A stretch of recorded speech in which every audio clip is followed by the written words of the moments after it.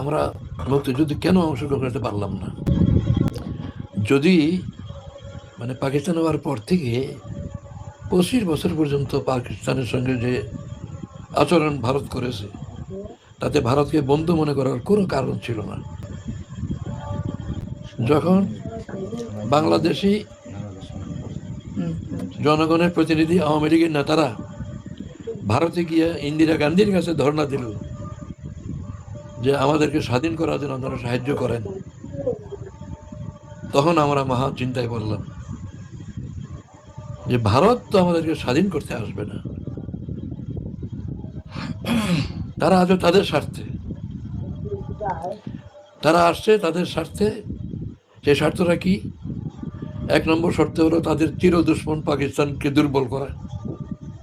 যদি পাকিস্তান থেকে ইস্ট পাকিস্তানকে আলাদা করতে পারে, তাহলে পাকিস্তান দুর্বল হলো। 2 নম্বর, পাকিস্তান ভারতের বাইরে, আর আমরা পাকিস্তানের ভারতের পেটের ভিতরে। চারিদিক ভারত, দক্ষিণ দিকে বঙ্গোপসাগর তাদের হাতে, আন্দামান নিকোবর দ্বীপপুঞ্জ তাদের হাতে। আমরা যদি তাদের থেকে আলাদা হই, তাহলে আমরা স্বাধীন সত্তা রক্ষা করে চলতে পারবো না।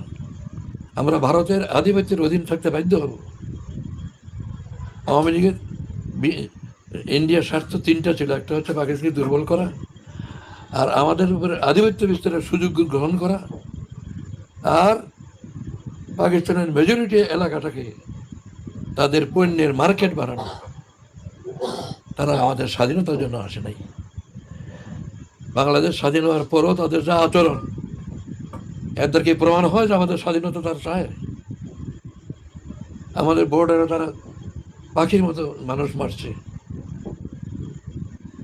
জনগণ প্রতিবাদ করছে, কিন্তু সরকার প্রতিবাদ করে না। এখন